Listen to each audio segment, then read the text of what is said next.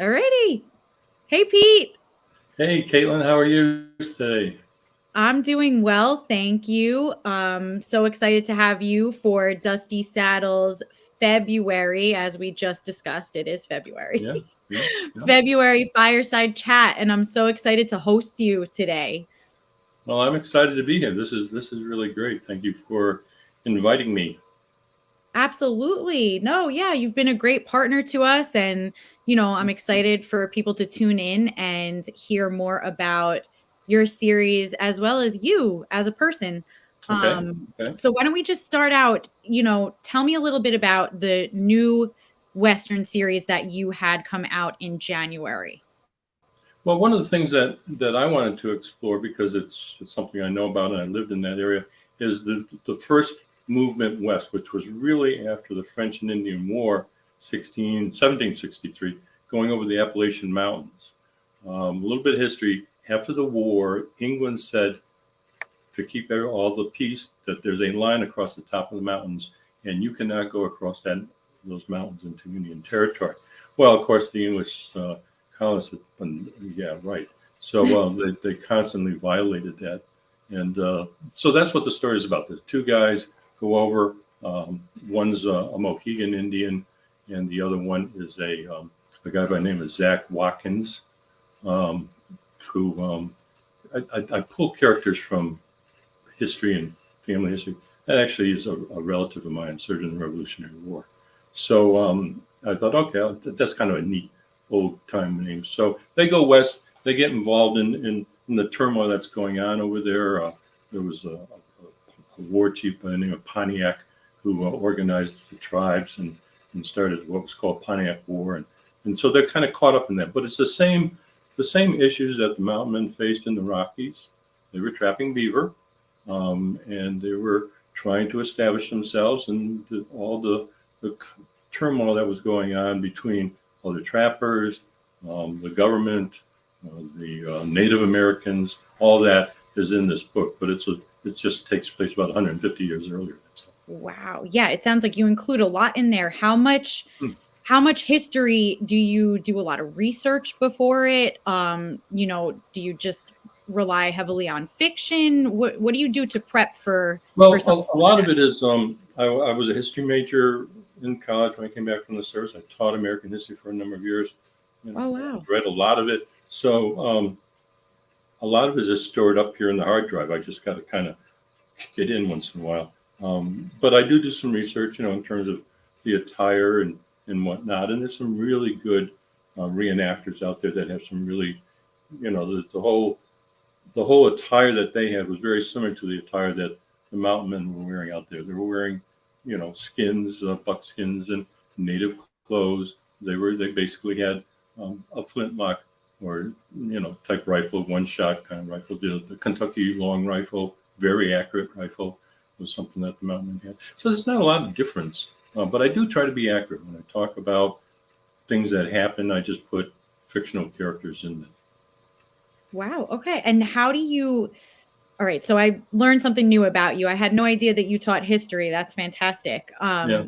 How do you use your own life experiences? I mean, I know, this series takes place well in the past, but do you use any of your own life I'm not that experiences old. or, Uh, just in your characters? Do you play off of people in your Yeah, life? yeah. I think all authors do. Um, it's even if you're doing a science fiction, I think you would probably pull characteristics of somebody you knew. There was a person I knew, and this is the way he was. Very jovial and joking and kidding around all the time. Or this person was very serious. You run across people all the time. That you think, okay, that would make an interesting character. So yeah, I think we all draw from life experiences, even though that happened a long time ago. The life experiences you have kind of color the whole dialogue and the things you write about. Sure. Yeah, I'm sure. And how about where you grew up and where the stories take place? Have you been out west? What's Hmm. your Hmm. favorite place that you Hmm. visited? Well, I've my son and I did some backpacking years ago in Colorado and New Mexico. But I have a sister who lives in Prescott, and I've been out there a few times and drove around, and been to the cowboy towns and stuff like that. Actually, I grew up in Western Massachusetts, um, which is where the story begins. There's a place in Western Massachusetts called Stockbridge, the home of Norman Rockwell, I guess is what it's most famous for. But the English just established that long time ago as a peace town for the Mohegan Indians, because the Mohegans sided with the British, and this was kind of a thanks for, siding with us and becoming Christian. They were converted. So that's where it originates. It starts in Stockbridge and goes over. Interestingly enough, and I know you know the answer to this because I've asked you this before. I was just thinking about it. Yeah, the town in the United States that had the most Indian attacks was not Dodge City or someplace out west. It was actually Deerfield, Massachusetts. Look it up. Because the Indians would come down and raid that. And Deerfield was way on the western side of the street, over on the other side of the mountain. So anyways, the Berkshires is right on the edge of the Appalachian Mountains. You go over, the mountain and you're in New York State. So there's a lot of history there with what was going on early in the founding of this country, and even prior to the founding of the country. So I know that area well. I know the history of it, and that was kind of a fun book to write. Like most of the Western writers, I grew up in the golden age of Westerns. The movies and the TV shows, and John Wayne, and Hopalong Cassidy, and all those guys were part of my upbringing. So it's just something that drew me to. There's so many stories, so many stories that haven't been told yet. People, Yeah. Situations that. So it's a great place to spend time. I think that's the fun part. I like spending time with my characters in these situations. Yeah, absolutely. And see, it's funny because my brother was just talking about visiting Montana, and Hmm. I've never been out west, but he was born in the wrong time. I keep telling everyone this guy is just, he's born in Yeah, the wrong time. But yeah. would you say that you're, growing up and you mentioned the TV shows and things like that, is that what inspired you to write Western fiction? Yeah, I think so. I didn't start. I did a couple of my own books, self-published, and they were basically based on, you asked about my experience. My experience, kind of a fictional story based on Vietnam, and I had been over there, and that was kind of the first books. And then I kind of ran out of where to go next, and because I like history, because I like westerns, that just became, something I wanted to do. And the first one that I did was I did a lot of reading, as most of us do, about other Western authors. And my dad was a big Lewis L'Amour fan. He would take a book out of the library, and then before he brought it back, he put a little T way up in the upper right hand corner of the very last page of the book. So he would remember which books he read and didn't read. I'd like to think some of his brand is still on some of the books in the library. But anyways, I said I want to do it a little differently. So I took the 1890s was a period of a lot of change in the West. Telegraphs were in, the locomotives, the Indians have settled down, that kind of stuff. And actually, the federal government in 1890, based on the census, said, well, the frontier is over. That's it. Frontier's closed. Everything's been settled. And this old Texas Ranger by the name of Chet Henderson says, oh, yeah, well, I guess the bad guys are going to turn in all their guns for plows. And, so that's where I took it. I took it. Here's an older guy, used to doing things the old way, caught in this period of transition. And that became the genesis of my first series, which I've done 6 based on Chet Henderson. So, That's great. How far do you see this new series going? Do you have it planned, or do you kind of just, no, not really. I guess our publisher Nick would like to think that I have this planned out. But I kind of see where it can go, because the first part just takes them over the mountain. They just kind of now Yep. they can get established. They can start doing some trapping. They can run into all the issues, all the situations. They can travel. So yeah, I'm going to broaden it. There's going to be 3 or 4 or 5 or 6 books based on this series. Excellent. I'm excited for it. Yeah. And I know you have many other things that you're talented at as well. So I'm Thanks. going to put you on the spot here because somebody told me that you like to carve. Uh-huh. Yeah. Tell me Yeah. a little bit about that.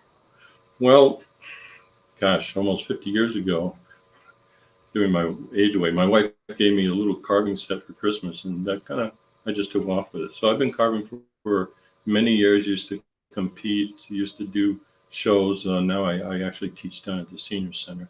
So we got a lot of seniors with very sharp knives. So we have fun. So yeah, I do that. I can show you a couple pieces if you're interested. Please do. Yes. We'll sell Okay. Well, this is Western books and wood. yeah. Actually, I could have put a couple of cowboys down, but there's a couple just of a variety of things. So this is Carl, one of my buddies, and Carl is just an old old farmer, and I he's done love it. actually he's done all with one knife. I don't know if I'm there. We go. He's done all with one knife. Wow. And do Something you called paint them as well? yeah yeah yeah. I paint them. Yeah. I mean I did. This is my first carving. This is my thousandth. So I've been doing it. These cards. Here's a couple here. This one, um, I got into old people because I'm old, so I do pictures. So this is what I did when a couple on at the beach, right? That's so cool. And I love this it. is this was done from a photograph I saw. So yeah, it's kind of cute. This actually won, not to brag, but this won a first prize on the show. That's fantastic. I feel like you should, however you envision your main character, like Chet or something, you should carve him. Did you do that yet? Well, I could, yeah, because the old guys used to sit on the front porch and carve. This is different. Those were done on. People say what kind of wood it is. Basswood. Basswood is what most carvers like to carve with. This is actually natural black walnut, and it's an otter trying to catch a fish on his tail.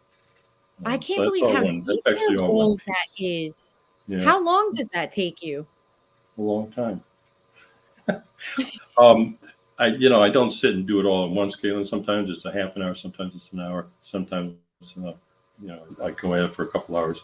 But that's all hand carved with gouges and chisels, and I this love is it. this has won several prizes too. Yeah. But anyways, That's it's a lot of fun, and it's one of those things. It's like writing westerns. yeah. There's just an endless supply of subjects and techniques and things you can do. So I always come up with things during these fireside chats when I learn more about you guys, and I just mm, put you up to different things. So now I'm really going to that's stick good. to you making one of your main characters in your books. And, Okay. Okay. I have Okay. to see that. That's Yeah. my Okay. latest idea here. Okay. That's cool. I'll have to try and do that. So yeah. I do know too. I'm going to wrap it up, but Sure. we have a lot you have a lot going on, so I won't say too much, but we do have another exciting series happening with you Yeah. soon. So if everyone, stay tuned in to our social media, Dusty Saddle Publishing on Mm-hmm. Facebook. Mm-hmm. We have more exciting things happening with Yeah, we Pete, do. which I'm really We do. excited about. And I know you're also doing something really cool, writing a different kind of Western with your granddaughter, right? Yeah, my granddaughter and I have teamed up for another one. We did one last year called the Great Western, which was about a real character. This one is going to be 25 fearless women of the frontier. So we have found some really interesting ladies, in Yeah. quotes to some degree. That a lot of them you don't, no one has ever heard of. Some of them you have, but we're hoping to release that at the end of February or the first of March, and in the Awesome. meantime, I'm also doing one on a young sheriff who ends up in Montana, kind of by accident becomes sheriff of a lawless town and has to deal with that. So that's another one that I'm wrapping up, and it's being edited now. So That's yeah, there's always something going on. That's the secret of being retired and staying busy. So, I love it, and I'm really excited. And as I uh-huh. said, stay tuned to our Facebook to see Yep. what Pete Yep. has coming down the pipeline. And any of his all of his books can be found on Amazon as well. I'm really excited for the new ones coming too. Yeah, me too. Me too. I It's going can't to be wait fun. for those. Yeah, I think we're the only grandfather granddaughter writing team around. So, no, No, but that's fantastic. And, yeah, that's good. cherish that, cherish working with her. And, Hmm. I know something that's probably she's going to hold near and dear to her heart too. That's really exciting. Yeah, yeah, yeah. It Well, is. Thank you. thank you so much for sitting down with me. Um, it won't be our last sit down together, so I will see you very soon. Yeah. And thank you to everyone who checks out the video to learn more about Pete. And you can send us an email if anyone's interested in any of his woodwork with his books. Well, I don't part with them, but if anybody's interested, I would talk. Sure. Thank you, Awesome. Thank Caitlin. I you. did enjoy it. Thanks everybody for tuning in. All right. I'll talk to you soon, Pete. All right. Bye bye. Bye.